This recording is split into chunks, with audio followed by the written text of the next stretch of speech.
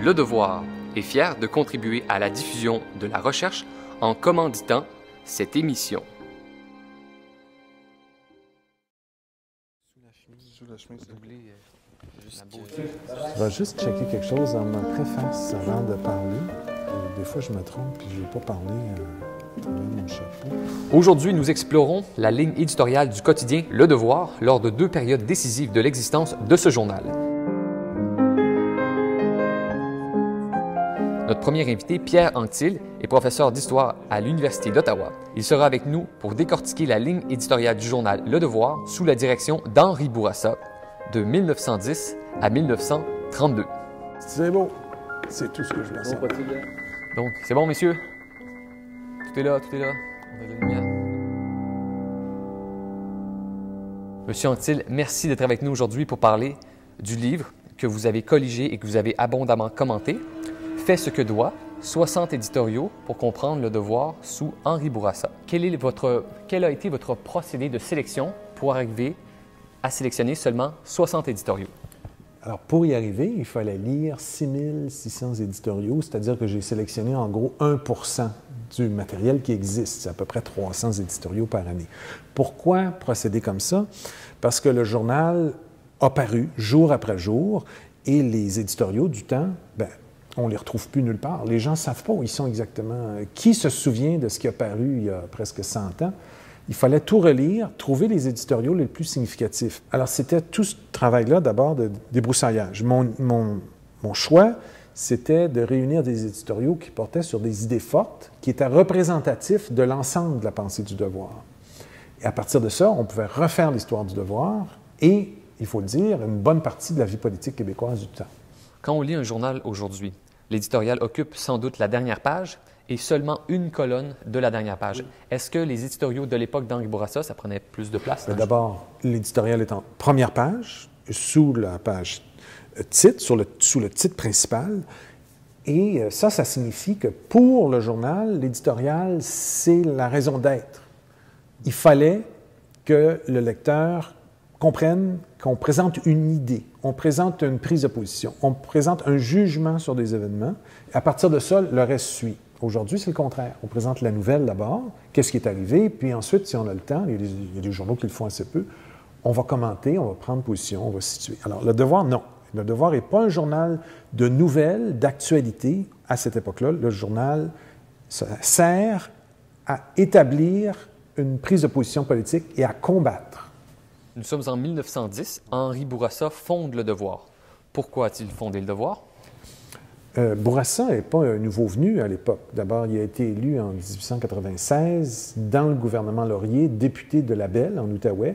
Et très rapidement, il se démarque, il est très jeune, il est dans la vingtaine, il se démarque par sa fougue, son intensité et surtout par son nationalisme canadien. Non seulement nationalisme canadien vis-à-vis de l'Empire britannique, mais nationalisme canadien-français aussi, affirmation du fait français, de l'Église catholique, soutien des minorités. Et il arrive à un point où Laurier, lui, entre en conflit. Laurier ne peut pas accepter les prises de position trop radicales, à son avis, de son jeune député. Bourassa quitte, fonde un mouvement qui s'appelle la Ligue nationale, tâte du journalisme. Il comprend, il faut se mettre dans le contexte de l'époque, il comprend que la seule manière pour lui de faire valoir son point de vue en dehors des partis, c'est de fonder un journal, c'est contrôler cet organe de presse et c'est de l'occuper le plus possible. C'est ce qu'il va faire. Quand il arrive en 1910, il a beaucoup de notoriété, il y a énormément de gens qui sont prêts à lire un journal où lui écrirait et il défend des idées qui sont déjà assez bien connues. Donc, pour lui, Le Devoir, c'est un cheval de bataille.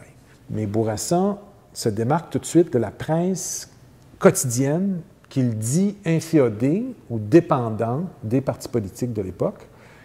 Et donc, sur un plan moral, il va s'élever au-dessus de la masse, il va dire « Mon journal ne défend pas un point de vue établi, une ligne de parti, je suis indépendant, j'ai le devoir moral de présenter à mes lecteurs un point de vue autonome, indépendant et supérieur sur le plan de l'éthique. » Il prend la position qu'un journal doit défendre de grandes idées et non pas vendre la copie. Quand on lit quelques-uns des éditoriaux que vous avez réunis, on peut être surpris par la position que prend le Devoir par rapport au phénomène de l'urbanisation. Oui. Bon, il faut comprendre, Bourassa est héritier par, en fait, je dirais, toute la lignée Papineau d'une tradition de grands seigneurs dans la région de l'Outaouais. C'est le petit-fils de Louis-Joseph Papineau. C'est une personne, donc, qui va être portée à défendre les intérêts des grands seigneurs terriens, de l'agriculture, de la colonisation à l'époque qui est encore très importante. Il voit l'ensemble de la société québécoise, jusqu'à sa mort dans les années 50, comme un chapelet de petits villages où les gens vivraient de manière simple, cultiveraient la terre, feraient des petits métiers. Il n'y a pas du tout chez Bourassa, ça n'apparaît pas jamais, cette idée que l'industrialisation, les grandes villes, c'est une puissance économique. Les Canadiens français ont besoin d'occuper une place économique importante et ils peuvent le faire seulement à Montréal et peut-être dans 2 ou 3 autres grandes villes au Québec. Et que sans cette force économique, le Québec va s'étioler, va rester en marge, va se maintenir dans un secteur économique qui, finalement, est déficitaire ou perdant à la longue. Quand Montréal arrive à 1 million d'habitants, ça se produit à peu près vers 1925, une éditoriale qui sort pour dire non, on ne doit pas aller dans ce sens-là. 1 million, c'est trop. Qu'est-ce qui nous prend? Il faut développer une société où on est plutôt des occupants d'un grand territoire plutôt que tous concentrés dans une très grande ville.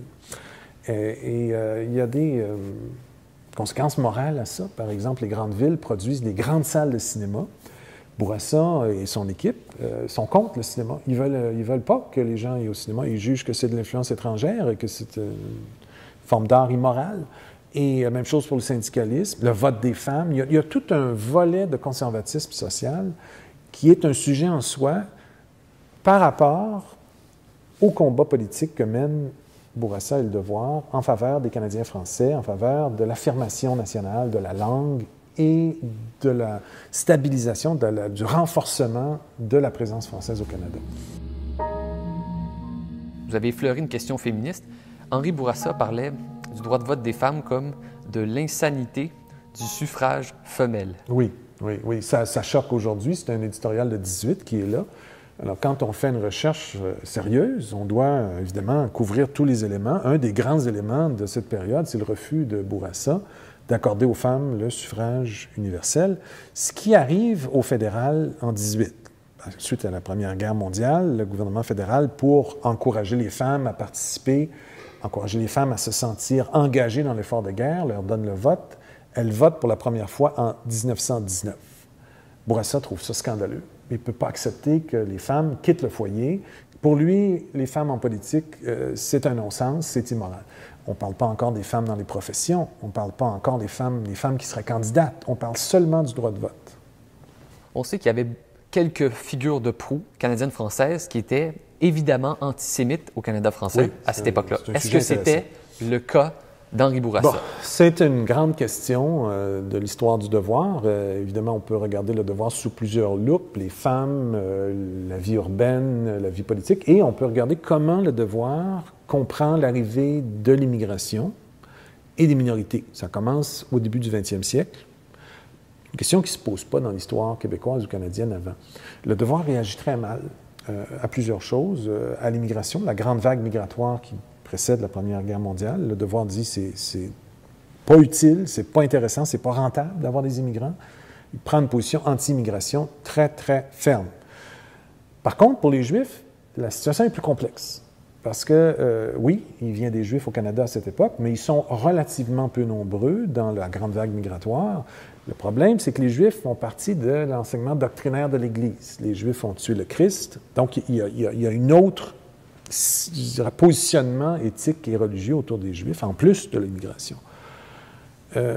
Soyons clairs, j'ai regardé tous les éditoriaux, jusqu'en 25, il n'y a même pas 20 mentions de la question juive dans le Devoir sur le plan éditorial, presque rien. Vous me voyez venir, c'est quand Bourassa quitte pour devenir député à Ottawa, que s'insinue peu à peu dans les pages éditoriales, sous d'autres plumes, l'idée que les Juifs jouent un rôle délétère, négatif, qui doivent être repoussés en marge de la société québécoise. Donc, il y a comme une transition au moment du départ de Bourassa et des éditorialistes comme Georges Pelletier, Omer Héroux, commencent notamment autour de la question du cinéma. En 1927, il y a l'incendie d'un cinéma qui tue une centaine d'enfants. Le Devoir impute ça au fait que le cinéma est immoral et qui contrôle le cinéma? Les Juifs.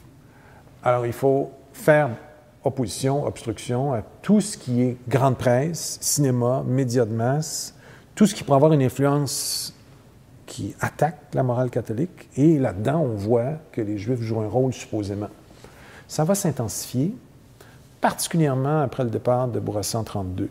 Et là, on va voir apparaître, sous la plume de Pelletier surtout, des éditoriaux franchement, carrément hostiles et attaquant la présence juive ou jugeant les Juifs des personnes globalement immorales. Mais pourquoi cet effet protecteur d'Henri Bourassa par rapport à l'antisémitisme dans Le Devoir? Bourassa est un personnage assez particulier. Plus le temps passe au Devoir, à partir de 10, mais surtout à partir de 20, Bourassa verse dans une sorte de fascination religieuse. Il défend de plus en plus l'Église et le pape, et il devient littéralement un apôtre du catholicisme, et c'est une des causes de son départ. Ça devient pratiquement des tentatives de conversion. Et dans ce contexte-là, Bourassa, tout à coup, réalise, je pense, qu'attaquer les Juifs, attaquer une minorité au Canada, c'est attaquer les autres minorités, c'est attaquer les Canadiens français. Il se retire de ce genre de discours. Il se retire à partir des années, je dirais, de la Première Guerre mondiale, quand des personnalités juives importantes de Montréal le rencontrent et lui demandent de changer le ton de ses éditoriaux et de son traitement des Juifs.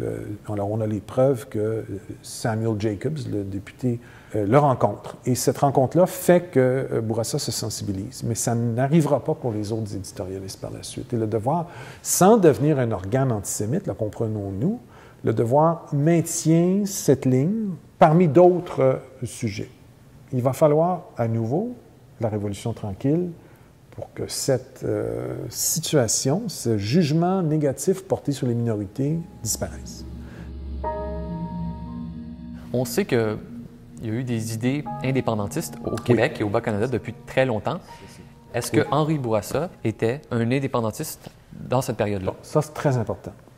Bourassa, là, il faut être très clair, Bourassa accepte la conquête de 1763 et se réconcilie sans difficulté avec le régime confédéral de 1867. Pour lui, c'est un acquis, c'est quelque chose qui doit être considéré comme historiquement stable. Il n'y a jamais chez Bourassa le désir de déboîter, d'attaquer ou de démolir le régime fédéral. Ce que Bourassa emprunte, c'est une position passionnée à l'intérieur de la Confédération, de défendre les francophones, les minorités surtout, dont la crise ontarienne des écoles à partir de la fin des années 10, et les minorités catholiques en général. Mais on ne voit jamais Bourassa utiliser des vocables, des notions, des images de bris, de séparation, d'indépendantisme. D'ailleurs, c'est extrêmement marginal jusqu'à la Deuxième Guerre mondiale. Ça n'apparaît nulle part. Soit dit en passant, le mot « québécois » n'apparaît nulle part dans Le Devoir à la période Bourassa. N'est jamais utilisé. On parle de nationalisme canadien-français qui inclut tous les francophones vivant au Canada et aux États-Unis, tous les Canadiens français dispersés. L'idée qu'un Québec puisse exister séparément de ça n'est pas de la période de Bourassa. C'est nettement ultérieur, c'est la Révolution tranquille. Et Bourassa ne verra jamais les Québécois comme une communauté à part, méritant des lois spécifiques ou des politiques linguistiques ou autres séparées. Vous dites que l'essentiel de l'énergie d'Henri Bourassa est consacré à la défense du français en Amérique du Nord. Oui. Est-ce qu'il est anglophobe pour autant? Non, absolument pas. Et c'est un autre élément très, très important. D'abord, Bourassa est parfaitement bilingue, comme toute la famille Papineau. C'est des gens qui font partie d'une élite politique, d'une élite économique. Ils se sentent appelés à gérer, à diriger Ils sont parfaitement bilingues et Papineau avait une empathie très marquée pour le régime parlementaire britannique tout au long de sa carrière. Bourassa, ça va être exactement la même chose. Donc, au contraire, le Canada anglais est perçu comme un allié nécessaire. Et c'est là le paradoxe. À l'époque, Bourassa défend un nationalisme canadien au Canada français, alors qu'au Canada anglais, on défend un nationalisme qui est un impérialisme britannique qui n'est pas canadien. Et Bourassa fonde le nationalisme canadien à l'époque, souvent envers et contre l'opinion, particulièrement à la Première Guerre mondiale, d'une grande partie du Canada anglais. Le Canada anglais se sent partie prenante de la Grande-Bretagne, sent son sort lié à celui de l'Empire, et juge que le nationalisme canadien, c'est secondaire. Parmi les éditoriaux que vous avez colligés, on remarque souvent une sympathie pour d'autres peuples, autres que Canadiens français, entre autres les Boers et d'autres peuples minoritaires. Pourquoi cette sympathie pour ces peuples? Particulièrement les Irlandais. Pourquoi? Parce qu'à l'époque, au moment où l'Empire britannique est à son apogée, avant la Deuxième Guerre mondiale, Bourassa et les siens comprennent qu'il y a d'autres peuples qui luttent dans l'Empire pour leur autonomie, et en particulier les Irlandais catholiques, qui ont été opprimés depuis beaucoup plus longtemps que le Canada français. En fait, c'est pratiquement à l'aube des temps modernes que au moment de la Renaissance, mais on ne parle pas dans le même contexte, là, que les Anglais occupent l'île. Et ils occupent l'île pour opprimer les catholiques et les gens qui sont de souche irlandaise, de souche celte et qui parlent une langue celte. Il y a une bataille féroce à partir de la fin du 19e pour obtenir l'autonomie de l'Irlande dans le grand empire britannique. Et ça dérape, et ça tombe dans la violence. En 1916, il y a une révolte armée à Dublin. Et on voit Bourassa sympathiser, mais là d'une manière extrêmement intense, envers les révoltés de l'Irlande, les emprisonnés, les gens qui, pour lui, préfigurent en fait le sort des Canadiens français. Sauf qu'il va trop loin un peu, il ne réalise pas toujours, mais si ça avait été le choix des Canadiens français de lutter par la violence, avec la violence contre la place qu'ils avaient dans le Canada, ils se seraient probablement éloignés de ça, comme il va le faire pendant la crise de la conscription.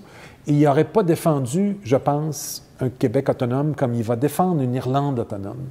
Mais probablement que la situation irlandaise est tellement plus dramatique et plus ancienne que quand l'État libre d'Irlande apparaît vers 21-22, il salue ça, il est enchanté. Et il va défendre systématiquement l'Irlande à un point d'une grande émotivité. Alors, j'ai gardé quelques éditoriaux. Et pas seulement les Irlandais, mais les Boers en Afrique du Sud, qui sont aussi un peuple qui lutte contre l'impérialisme britannique par les armes. Et on voit la fibre du devoir qui s'intéresse aux peuples opprimés, aux peuples qui doivent se défendre à l'intérieur de l'Empire, peu importe qu'ils soient européens ou asiatiques. Et c'est une constante. Ça disparaît avec la Révolution tranquille aussi. Comment Henri Bourassa recevait-il l'évolution de la France à la même époque, qui progressait dans la laïcisation et dans peut-être un caractère un petit peu anticlérical? Ça, c'est fort intéressant.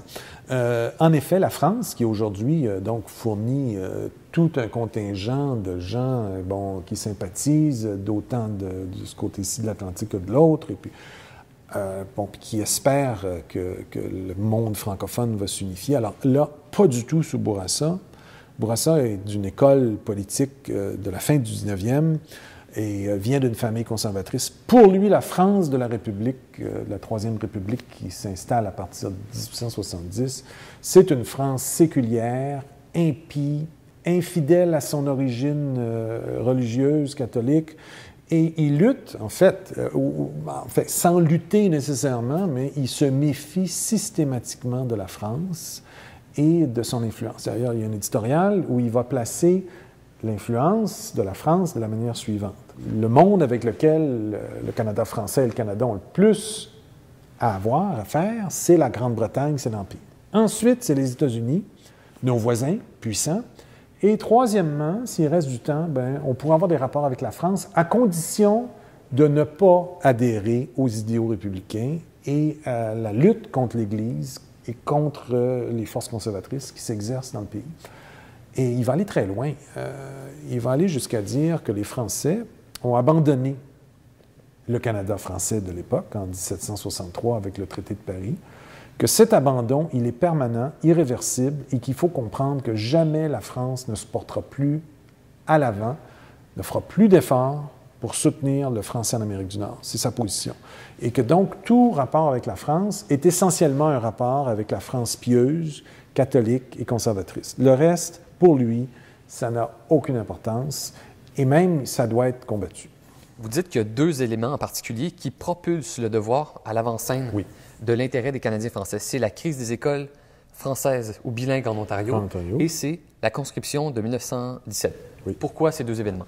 Bon, la plus grande crise de toute l'histoire du devoir sous Bourassa, c'est le moment où la Première Guerre mondiale vraiment devient un conflit là, total, et le Canada est obligé d'honorer ses engagements vis-à-vis de l'Empire et envoie donc des soldats en nombre tel qu'il faut des conscrits. C'est plus possible de compter que sur des volontaires. Ça amène une crise profonde, durable, permanente avec le Canada français. Et Bourassa lutte systématiquement pour empêcher la conscription à un point tel qu'on propose de l'emprisonner, on propose de lui enlever ses droits fondamentaux, on propose de censurer le devoir à Ottawa, particulièrement les chefs militaires. Ce n'est qu'au moment des émeutes de printemps 18 qu'il va commencer à reculer un peu. Ça a été vraiment, c'est ce qui a lancé le devoir.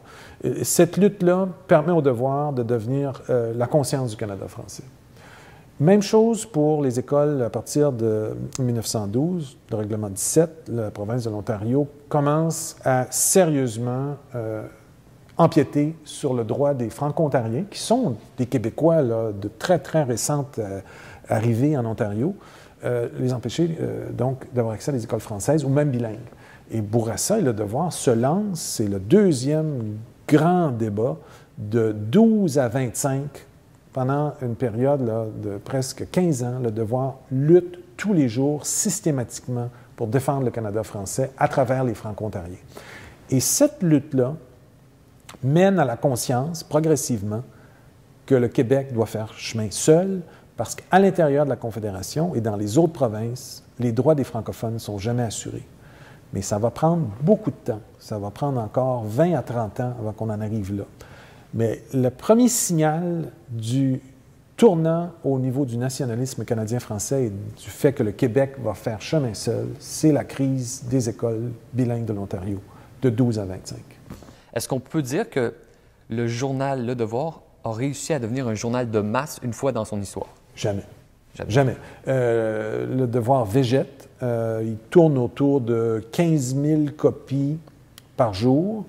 Beaucoup moins que la presse, la patrie et d'autres grands journaux qui, eux, ne sont pas des journaux de combat. Ce sont des journaux qu'on appelle à l'époque sensationnalistes ou des journaux jaunes, c'est-à-dire des journaux qui exploitent tous les faits divers possibles, qui attirent l'attention du grand public sur des scandales, des événements judiciaires, etc., etc. Le Devoir est lu par une élite cléricale, religieuse, conservatrice, et en grande partie à l'extérieur de Montréal. C'est pas un journal montréalais, c'est un journal qui est à Montréal, mais Bourassa lui-même n'est pas un Montréalais, vraiment, on le voit par ses éditoriaux. Il vit à Montréal, mais pour lui et pour le Devoir, la ville, Montréal, c'est pas un enjeu important.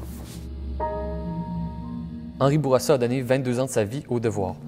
Comment se termine l'histoire de la relation entre Henri Bourassa et son journal? Très mal. Très mal. Bourassa, qui va donner le meilleur de ses énergies, en fait, il va arriver au fait de sa carrière grâce au Devoir, au sommet de son influence, jusqu'à la crise, on l'a dit tout à l'heure, de la conscription. Après, c'est un déclin, peu à peu, au niveau de l'intérêt. Mais Bourassa devient tellement absent quand il est député, à partir de 25, et il devient tellement religieux dans sa façon de formuler les enjeux du temps que... il y a une désaffection des lecteurs. On arrive à la crise de 29. On arrive à une période économique extrêmement difficile. Si Bourassa ne quitte pas, le Devoir coule. Et ça, c'est sûr sur le plan historique, parce que toutes les prises de position du Devoir sous Bourassa, à partir du début des années 30, sont devenues historiquement, ou sont peu en phase avec l'évolution de la société québécoise, particulièrement sur le niveau idéologique. Et on somme Bourassa de quitter ou de tuer le devoir. Il quitte en août 32, outré, insulté. Il ne mettra plus jamais les pieds au devoir, il n'écrira plus jamais au devoir. Il va vivre encore jusqu'en 52, sa carrière de journalisme et d'éditorialiste prend fin en 32 pour toujours. Bon, c'est une fin assez tragique. Plutôt tragique et qui va hanter le devoir pendant longtemps parce que comment expliquer que l'homme qui avait tellement investi, qui avait tellement donné de son temps, de ses énergies, soit obligé de prendre la porte de manière aussi brutale. Ça va créer un malaise qui va durer jusqu'à la Deuxième Guerre mondiale.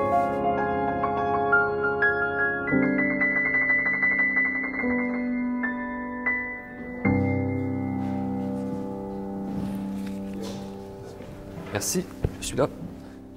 Notre deuxième invité, Michel Lévesque, est politologue et historien. Il sera avec nous pour parler de la ligne éditoriale du journal Le Devoir sous la direction de Gérard Filion de 1947 à 1963.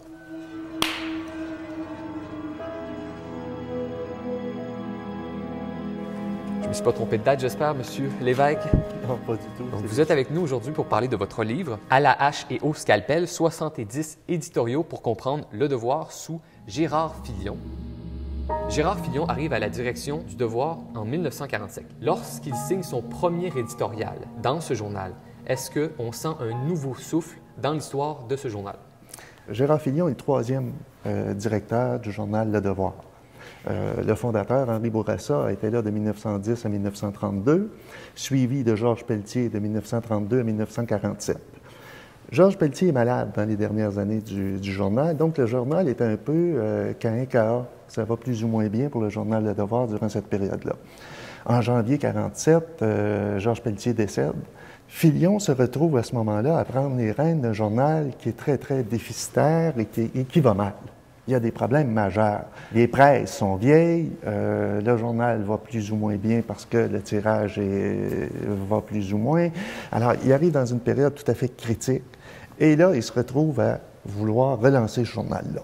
Filion veut donc marquer le coup à son arrivée, mais en même temps, il veut montrer qu'il y a une certaine continuité, en disant que le journal demeure un journal d'orientation chrétienne. Alors, mais pour autant, il ne sera pas à la solde du clergé. Filion va donc se positionner dans la continuité de ce que Henri Bourassa a fait au niveau des plus démunis. On va intervenir pour la justice sociale, pour la charité chrétienne, qui appelle en 1947. Mais très tôt, Filion va constater que la charité chrétienne a ses limites et qu'il faut davantage parler de justice sociale que de charité chrétienne. Il va marquer le coup dès 1947 par un éditorial sur la question de la grève à Hearst à la chute. Et il dénonce la situation des élites municipales et la compagnie de la façon dont elle traite ses employés. Et il dit, ce n'est pas en usant de matraque qu'on va faire la justice sociale, c'est en adoptant des lois qui vont améliorer les conditions de travail des travailleurs. C'est tout à fait novateur et c'est tout à fait dérangeant dans la société parce qu'il s'attaque aux autorités en place. Il va critiquer le premier ministre, et qui est aussi procureur général du Québec, Maurice Duplessis, pour sa façon de s'occuper de cette grève-là en envoyant la police provinciale pour régler un conflit ouvrier. Et on est 2 ans avant la grève de l'amiante, où le Devoir va revenir aussi à la charge pour dénoncer là aussi les mêmes tactiques, les mêmes problèmes d'utilisation de la police provinciale à des fins politiques, au fond. Si la police devient une police politique plutôt qu'une police qui doit être au service pour protéger les citoyens.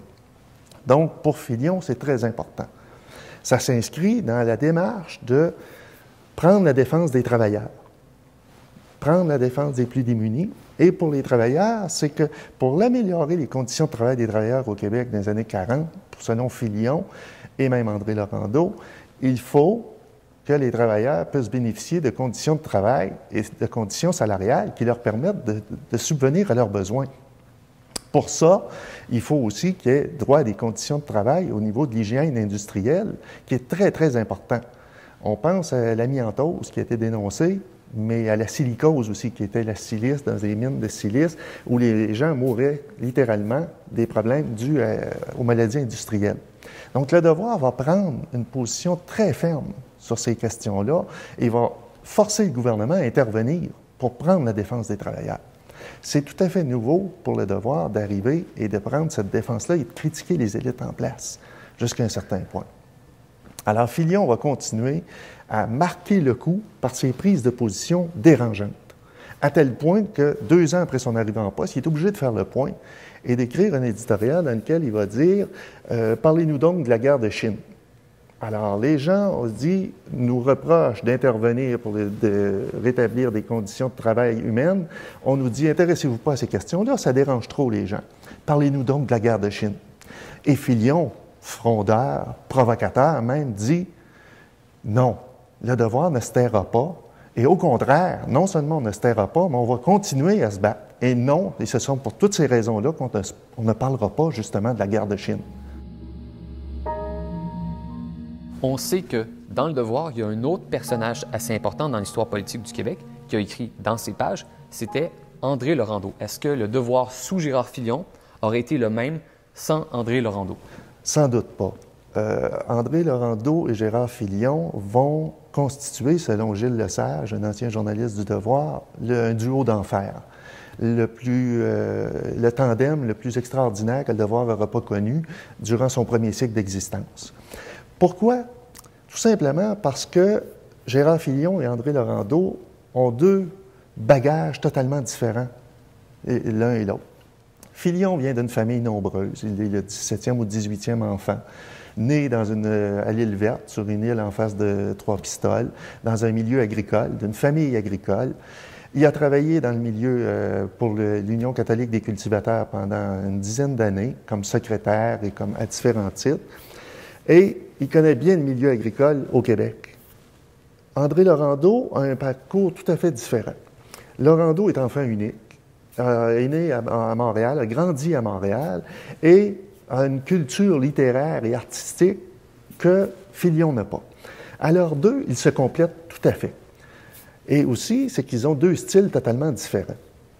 Gérard Filion est tout d'une pièce. C'est quelqu'un de grand, de costaud, baraqué, alors qu'André Laurendeau est quelqu'un de plus frêle. Donc, ils sont opposés dans leur personnalité, dans leur bagage qu'ils ont culturel et historique, tous les 2, ce qui va leur donner une capacité d'analyse du Québec de cette époque-là, une rare capacité d'analyse et de synthèse, et d'aborder les problèmes d'une façon totalement différente. Ils vont réussir, ce que Gérard Filion dit, qui aurait possiblement réussi le mieux au Devoir, à concilier le nationalisme et le social au Québec durant ces années-là. Il faut comprendre que concilier le national et le social, ça veut dire qu'avant l'arrivée au Devoir, on avait axé beaucoup sur le nationalisme, mais on avait laissé de côté beaucoup les questions sociales, d'hygiène, de travailleurs, de prendre la défense des démunis. Ce que Filion vont faire. Donc, quand il dit réconcilier le nationalisme et le social, c'est d'amener les questions socio-économiques tout aussi importantes que les questions nationales. Alors, ça va donner une dynamique tout à fait différente et ça va faire en sorte que, à leurs 2, ils vont avoir un poids et une influence dans la société québécoise que peu de gens vont avoir durant cette époque-là, bien davantage encore que Cité libre ou que Pierre Elliott Trudeau, par exemple. En s'attaquant aux problèmes que les gens vivaient et en dénonçant des situations problématiques, ils étaient dans le quotidien des gens. Ils n'étaient pas sur un terrain idéologique autre. Ils étaient bien ancrés dans cette société québécoise-là. Et pour faire référence au titre de votre livre, « À la hache et au scalpel », à qui la hache, à qui le scalpel entre Filion et Laurendeau? Naturellement, la hache revient à Filion. Bâti tout d'une pièce, Filion est quelqu'un qui donne des coups francs. Ses écrits sont d'une clarté, mais d'une direction, d'une force incroyable. Filion, ça vient aussi de sa conception du journalisme. Filion disait « J'étais quelqu'un qui aimait les situations claires et directes. Je souhaitais jamais avoir une phrase qui avait un sujet, un verbe et un complément d'objet direct si possible. Les lecteurs sont des gens pressés, ils ne veulent pas avoir de bavardage autour, ils veulent qu'on aille droit au but. » Et Filion avait une façon de trouver des formules extraordinaires qui frappaient l'imaginaire. Je prendrai 2 exemples. Premièrement, dans la question du gaz du scandale naturel, arrive le moment où Maurice Duplessis, refusant de faire une enquête publique pour faire état de tout ce que le devoir avait révélé, fait en sorte de dire non, il y aura des poursuites qui seront prises et on fera plutôt des enquêtes policières. Devant cette situation-là, Filion dit des poursuites policières ou des enquêtes policières et des poursuites juridiques, ça n'amènera rien. Ce qu'il faut, c'est une enquête publique. Parce que des enquêtes policières, c'est simplement de mettre la loupe sur une chiure de mouche alors qu'il s'agit d'un immense tas de fumier. Alors la formule, vous voyez, est très dure, très claire et très forte. Alors Filion, la même chose lorsqu'il va parler des pauvres, les sous plus forts que les principes. En 1949, Gérard Filion écrit un éditorial dans lequel il dit « Tant et aussi longtemps qu'on a voulu avoir des pauvres qu'on veut aider et qui veulent rester dans leurs conditions, il n'y a pas de problème. On aime nos pauvres au Québec, qui soient gentils, qui posent pas de problème. Mais il suffit que les pauvres veulent se réveiller, veulent revendiquer, puis veulent sortir de leurs conditions de misère. Et là, on les dénonce parce qu'on dit que c'est plus des bons pauvres, ça devient des révolutionnaires. » Imaginez en 1949 écrire ce genre de situation-là, dénoncer la charité chrétienne pour favoriser la justice sociale et prendre la défense des plus pauvres. Ce sont des coups de hache que Filion donne constamment et c'est compréhensible à ce moment-là de savoir pourquoi les gens des années 50 avaient hâte de recevoir le devoir parce qu'à chaque matin, ils se demandaient sur qui Filion allait frapper. Le scalpel s'applique davantage à André Laurendeau. Laurendeau a une façon plus fine de décortiquer l'actualité. Cependant, Laurendeau va laisser des marques tout aussi indélébiles que Gérard Filion, mais à sa façon.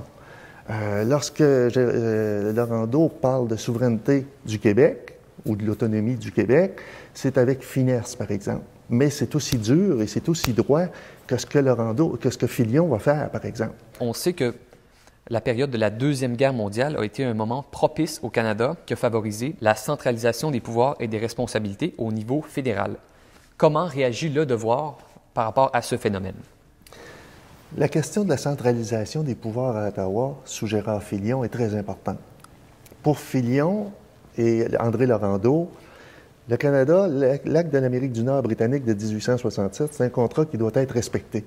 Le fédéral a des pouvoirs, des champs de juridiction qui sont délimités et les provinces en ont aussi. Ce que le gouvernement fédéral fait durant la Deuxième Guerre mondiale, c'est de s'approprier toute une série de pouvoirs des gouvernements provinciaux. Alors, notamment par la fiscalité, durant la guerre, les gouvernements provinciaux vont céder les pouvoirs de taxation au fédéral, en échange qu'après la guerre, le gouvernement fédéral rende ces pouvoirs de taxation-là aux provinces. Ce qui ne sera pas le cas. Toute une série de politiques, les pensions, pensons aux pensions, aux allocations familiales, une série de politiques sociales, le gouvernement fédéral intervient dans à peu près tous les domaines à partir de la Deuxième Guerre mondiale, et Filion et Laurendeau vont s'opposer à ça. Pour Gérard Filion, le gouvernement fédéral constitue même l'ennemi public numéro 1 après la Deuxième Guerre mondiale en raison de ses pouvoirs, en raison de sa volonté de centraliser tous ces pouvoirs-là. Et pour André Laurendeau, si vous laissez le fédéral faire ça, l'État du Québec n'a plus sa raison d'être. Vous êtes en train d'enlever toute sa raison d'être à l'État du Québec parce qu'il n'y aura plus de pouvoir pour fonctionner et pour défendre sa culture. Donc, ils vont s'opposer ardemment à ça. Et un des exemples les plus criants pour le devoir, c'est la Commission sur les arts et la culture au Canada.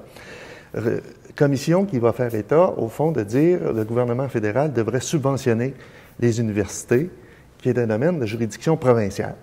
Alors, le devoir, sous Filion et Laurendeau, vont dénoncer ardemment, dire que le père Lévesque, un des commissaires de cette commission-là, déraille littéralement en proposant cette situation-là, parce que si on laisse aller l'éducation, qui est un domaine de compétences provinciales très clairement identifié dans la Constitution de 1867, on se retrouve finalement à faire en sorte que les provinces n'ont plus de pouvoir. Alors, pour ça, il faut absolument s'opposer à cette situation-là, et ce sera le cas pour l'impôt des particuliers, où Filion et Laurendeau, 10 ans face à la centralisation des pouvoirs, ce que le Québec doit faire, il faut absolument que le Québec, plutôt qu'être défensif, passe à l'offensive. Et c'est ce qu'ils vont voir reprocher essentiellement à Duplessis, c'est de ne pas prendre des moyens pour contrer ce que le fédéral fait après la Deuxième Guerre mondiale, de prendre en main le taureau par les cornes, au fond, puis de contrer les visées centralisatrices du gouvernement fédéral. Alors, on va demander au gouvernement provincial d'intervenir en immigration, par exemple, de créer un ministère de l'immigration, que le gouvernement du Québec intervienne au niveau des subventions aux universités, qu'il finance lui-même les universités et de ne pas attendre que le gouvernement fédéral intervienne. Naturellement, l'un des problèmes qui se posent au Québec à cette époque-là, c'est que les élites politiques sont de connivence. Et le Devoir va aussi dénoncer la collusion des élites entre les élites politiques fédérales et politiques provinciales. Dans un éditorial, signé Larron en Foire, Filion, par exemple, va dénoncer le fait que les députés de l'Union nationale sont de collusion avec les députés du Parti libéral du Canada. Il y a la moitié de la députation de l'Union nationale dans les années 50 qui est de mèche avec les députés du Parti libéral du Canada. Qu'est-ce que ça veut dire? Ça veut dire que lors d'une élection, la moitié de la députation des députés de l'Union nationale sont ligués avec les députés du Parti libéral du Canada lors des élections fédérales pour les faire élire. Et l'inverse, lorsqu'on arrive à une élection provinciale, ces députés fédéraux-là aident les candidats de l'Union nationale.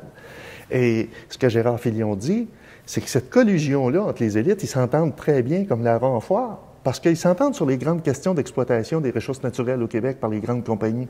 Mais ça nuit au développement du Québec et ça nuit aux intérêts du Québec, cette collusion-là, parce que le problème, c'est qu'en étant, et il explique que la nationalisation de l'électricité, c'est justement, si elle n'a pas eu lieu encore au Québec, c'est en raison de cette collusion-là des élites, tant au niveau fédéral que provincial, durant cette période-là. Dans les éditoriaux que vous avez sélectionnés, on parle d'indépendance, mais pas de l'indépendance du Québec nécessairement, de l'indépendance du Canada. Il faut comprendre qu'après la Deuxième Guerre mondiale, le Canada est encore très lié à la Grande-Bretagne. On a encore un gouverneur général qui est né en Grande-Bretagne. Il faudra attendre 1952 avant de voir un premier Canadien devenir gouverneur général. L'hymne national, le Canada n'a pas d'hymne national. Il n'y a pas de drapeau distinctif non plus. Donc, il y a des liens encore qui sont très forts avec la Grande-Bretagne. Alors, reprenant le combat qu'Henri Bourassa avait déjà commencé en 1910 pour l'indépendance du Canada, c'est simplement une continuité pour Filion et Laurendeau de réclamer que le Canada soit un pays, c'est une république qu'on revendique et non pas une monarchie. Et pour Filion et Laurendeau, on ne peut pas être un pays indépendant lorsqu'on renonce un serment d'allégeance à un monarque étranger. Tout simplement. Et les intérêts du Canada sont mal desservis par le fait qu'il ne soit pas indépendant totalement. Durant la Deuxième Guerre mondiale, la Grande-Bretagne essaie encore, par des tarifs préférentiels, de favoriser les échanges avec le Canada et la Grande-Bretagne, mais qui soient à son avantage et qui ne soient pas nécessairement aux avantages des intérêts canadiens.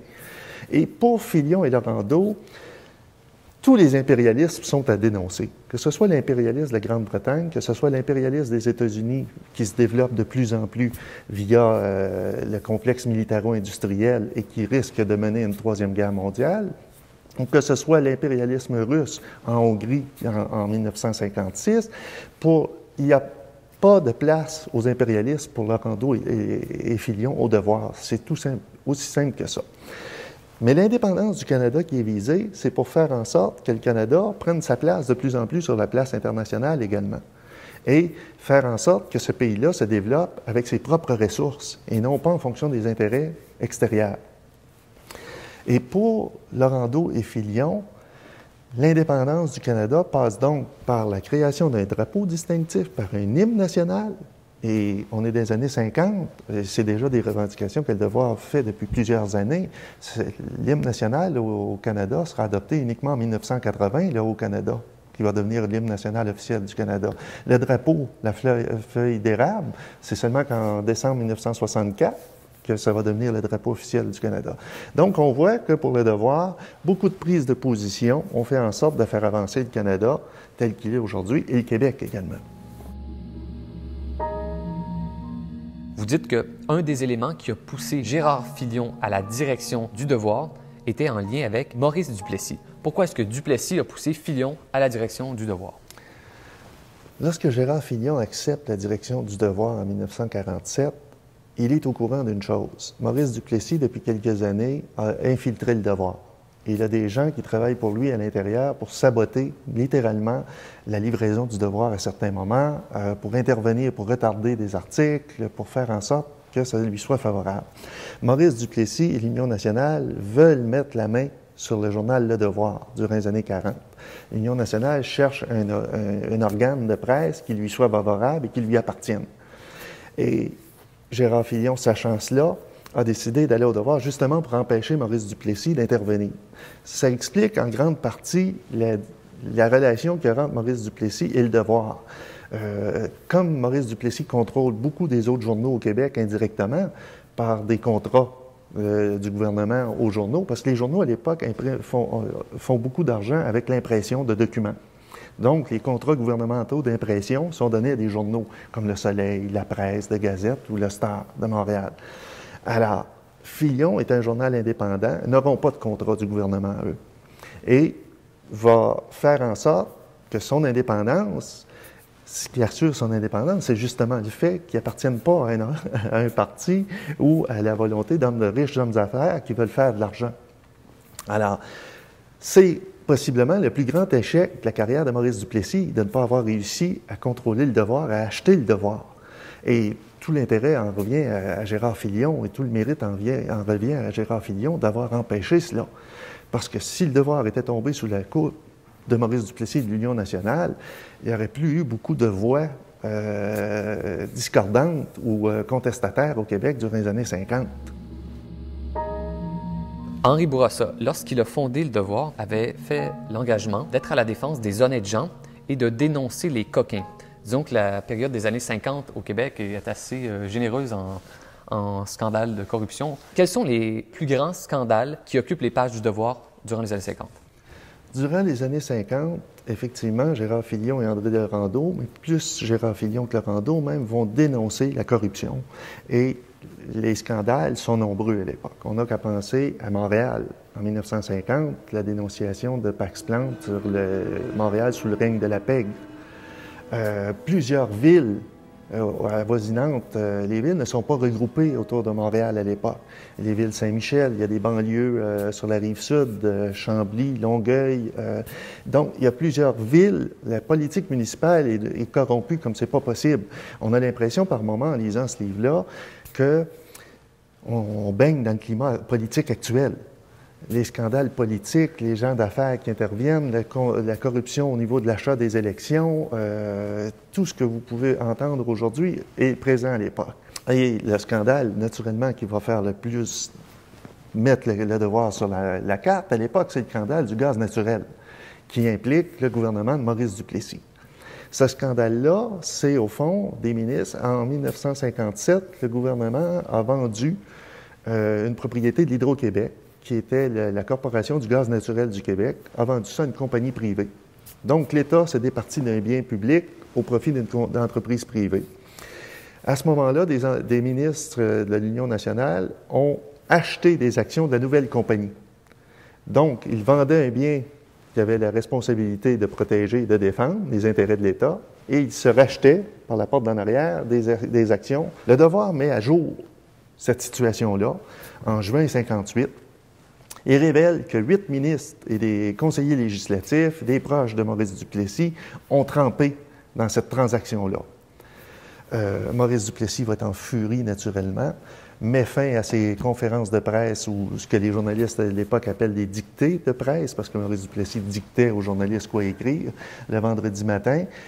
Devant cette situation-là, Maurice Duplessis annule ses conférences de presse et va les reprendre seulement que 2 semaines plus tard, au moment où le journaliste du Devoir, Guy Lamarche, va se présenter pour être présent à la conférence de presse. Duplessis le fait expulser par les gardes du corps. Et à ce moment-là, tout le climat s'envenime, parce que Duplessis se retrouve dans une situation à la défensive pour une des rares fois. Pour une des rares fois au Québec, un journal met à jour un scandale politique touchant l'Union nationale. Et ce n'est pas qu'un petit scandale, parce que ça touche plus que la moitié des membres de son cabinet. Alors, Duplessis va répliquer en dénonçant le Devoir, par des poursuites judiciaires au niveau du Devoir, en disant qu'il allait lancer des enquêtes policières qui n'ont jamais abouti, soit dit en passant, et finalement se retrouver un peu très mal en point. Mais Duplessis va décéder l'année suivante et le scandale aura terni son régime pour la fin, mais il est difficile d'établir en quoi le scandale du gaz naturel a pu avoir une incidence sur le résultat des élections de 1960, par exemple. parce qu'une grande partie de la population, bien qu'on pense, l'électorat du Devoir était minime à l'époque.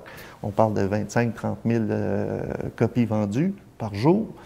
Ce qui fait que 41 de la population en 1960 n'avait même pas entendu parler du scandale du gaz naturel. Ceci ne veut pas dire que la révélation de ce scandale-là n'a pas apporté des changements, parce qu'il y aura commission d'enquête qui aboutira par un rapport en 1962 de la commission Salvas, qui révélera que tout ce que le Devoir avait révélé était tout à fait vrai et que c'était tout à fait adéquat de l'avoir révélé et que c'était inadmissible. Et au fond, ce que révèle cet ouvrage-là, c'est l'époque du Plessis, dont on appelle la Grande Noirceur. On se rend compte là-dedans que c'est pas si noir que ça, et que contrairement à ce qu'un Jacques Godbout, par exemple, a pu déjà dire sur les années 50, où personne au Québec osait parler, puis on étouffait la parole, puis on étouffait les gens qui voulaient s'exprimer, en lisant les éditoriaux de Gérard Filion et d'André Laurendeau dans les années 50 sous le régime du Plessis, on se rend compte que c'était loin d'un Québec étouffé, mais qu'il y avait de l'oxygène, et on découvre un Québec tout à fait différent de ce qu'on nous a raconté. Et on découvre les origines de plein de situations qu'on constate aujourd'hui qui sont encore problématiques. Donc, le Québec n'est pas né en 1960. Ce que démontre cet ouvrage-là, le Québec des années 50 est un Québec qui bouge, est un Québec qui revendique des choses, c'est un Québec qui brasse la cage, et le Devoir en est le témoin et le reflet peut-être le plus évident de cette société québécoise-là, qui est loin d'être une société de grande noirceur. Hormis ses bureaux à Montréal, le Devoir d'Henri Bourassa était un journal très peu montréalais. Est-ce toujours le cas sous la direction de Gérard Filion, 40 ans plus tard? Avec l'arrivée de Filion et d'André Laurendeau au Devoir, on va avoir une conception de la vie urbaine très différente de ce qu'Henri Bourassa pouvait avoir, par exemple. Filion et Laurendeau vont préconiser une métropole. Il faut comprendre que Montréal est la métropole du Canada à l'époque. Et Montréal est une ville mal administrée. Alors, Filion et Laurendeau vont préconiser une nouvelle administration et qu'on ait une vision d'ensemble du développement de Montréal. Il faut pour eux changer d'administration, d'une part, changer les règles du jeu des élections à Montréal, qui serait trop compliqué à expliquer ici, mais disons qu'on va être en faveur de Jean Drapeau, qui arrive avec une vision nouvelle, et on va appuyer le candidat Jean Drapeau jusqu'aux élections de 57, mais il ne sera pas élu en 57, mais en 54, il l'est élu. Et probablement que le Devoir a rejoint un rôle dans l'élection de Jean Drapeau en 1954. Mais pour le Devoir, les problématiques à Montréal sont donc au niveau administratif, d'avoir une administration qui sache, qui ne soit pas corrompue et qui soit une administration qui puisse développer, avoir une vision d'avenir de la ville. Deuxièmement, il faut améliorer les axes routiers et développer des infrastructures routières et développer des infrastructures culturelles. Au niveau des infrastructures routières, il faut soit construire des ponts, il faut construire des tunnels, il faut développer des axes routiers qui soient fonctionnels. Au niveau des infrastructures culturelles, le Devoir, sous Gérard Filion et André Laurendeau, préconise des infrastructures culturelles, la création d'une salle de spectacle.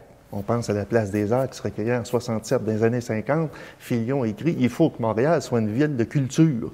Il faut que Montréal ait un opéra. Il faut que Montréal ait des festivals. » En 1962, on écrit un éditorial dans lequel on dit que Montréal doit être une ville de festivals. 1962. En 62, on est bien avant le Festival Juste pour rire, le Festival du cinéma, le Festival des Francopholies. Donc, la vie urbaine montréalaise, le Devoir en fait sienne. Dès 1947, avec l'arrivée de Filion, il faut faire en sorte que Montréal prenne la place qui lui revient au Canada et au Québec. Quand Filion est arrivé au Devoir en 1947, le journal était mal en point. Quand Gérard Filion quitte le Devoir en 1963, dans quel état est ce journal? Lorsque Gérard Filion quitte le Devoir en 1963, il laisse la maison en ordre. Il laisse la maison en ordre économiquement parce que le journal a un tirage qu'il n'a jamais eu auparavant. Il atteint tout près de 40 000 exemplaires au début des années 60, ce qui est du jamais vu dans l'histoire du Devoir jusqu'à ce moment-là. Et il laisse une maison en ordre, il laisse une encaisse, il y a une somme d'environ, le Devoir dispose de 300 000 $. ce qui est tout à fait exceptionnel et ce qui est tout à l'honneur de Gérard Filion d'avoir réussi cet exploit-là. Il faut comprendre que Le Devoir des années 50, c'est l'histoire d'un journal de la survie. C'est un tirage de 15 000 exemplaires comparé à des cinquantaines, des centaines de mille exemplaires pour d'autres journaux au Québec à la même époque. Alors, Le Devoir vit grâce à ses supporters qui sont les Amis du Devoir. Le Devoir va récolter plus de 400 000 $ dans les années 1950 pour lui venir en aide. Sans cela, Le Devoir n'aurait jamais survécu. Il faut comprendre que la presse des années 50, plusieurs journaux vont mourir. La Patrie meurt dans les années 50, et un journal, le Herald meurt, et le Journal Le Canada meurt, qui sont des journaux qui tirent à beaucoup plus d'exemplaires que Le Devoir à la même époque. Donc, il faut savoir que Le Devoir a réussi à tirer son épingle du jeu dans des situations excessivement difficiles. Il s'est heurté à l'opposition du gouvernement du Québec dirigé par Maurice Duplessis dans les années 50 parce qu'il n'y avait pas de contrat d'impression et il devait survivre dans des conditions excessivement difficiles. Alors, c'est tout à l'honneur de Gérard Filion et aux gens qui l'ont entouré d'avoir réussi ce qu'ils ont réussi dans les années 50 au Devoir. Sans Le Devoir de Filion et de Laurendeau, de ce qu'ils en ont fait dans les années 50, la société québécoise ne serait probablement pas la même aujourd'hui. La société québécoise doit au Devoir des années 50 de Filion et Laurendeau plusieurs des réformes qui ont été apportées, qu'on pense à la nationalisation de l'électricité. Le Devoir va intervenir pour des réformes sociales. Le Devoir va pousser le gouvernement Lesage en 60 pour qu'il apporte les réformes qu'il avait promis d'apporter. C'est pas peu de choses, là. Et il va être aussi critique face au gouvernement de Jean Lesage au début des années 60 qu'il l'a été envers Maurice Duplessis. Et c'est un journal qui aura permis à la société québécoise de démontrer qu'on était loin de vivre dans la grande noirceur durant les années 50 et qu'il n'y en aurait eu qu'un, Le Devoir, qu'il y avait des gens qui pour brasser la cage durant cette période-là.